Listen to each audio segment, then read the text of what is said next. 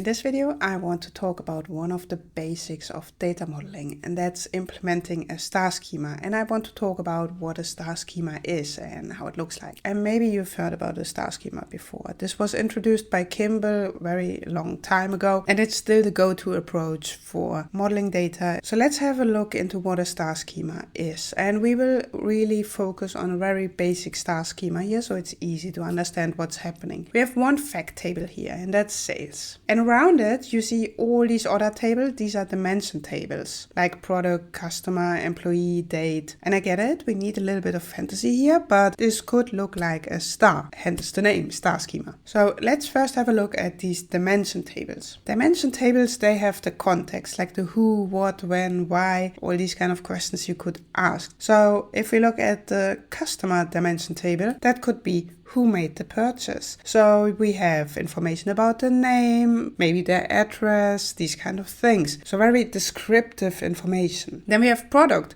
What is the product? So this could be product ID, maybe the name of the product, the description, these kind of things. The date, when did it happen? And of course also employee. Who was the employee that sold the stuff? Their name, their ID, which store they work, all these kind of things. Dimension tables actually give this meaning to these numbers that we see. And then there's of course the fact table, the center of the star. And the fact table stores actually all the IDs that relate to the dimension tables, but also the actual events and numbers, like sales amount, quantity, profit. So to summarize this, we have this fact table in the middle, and each row is a transaction in this example. And we have all kinds of IDs in there that relate to the dimension tables, and each dimension table also has an ID. So the product table has a product ID, customer has a customer ID. And we have all the numbers in there, the actual events, the transactions, these kind of things. And then around we have the dimensions, and the data and the dimensions in this case, they are unique. So each product has one ID. There's not two rows for one product. Each employee has one ID because one employee has one ID. And they are all related to the fact and make sure that we can describe what's happening. So when we create the relationships in our model, all the dimensions lead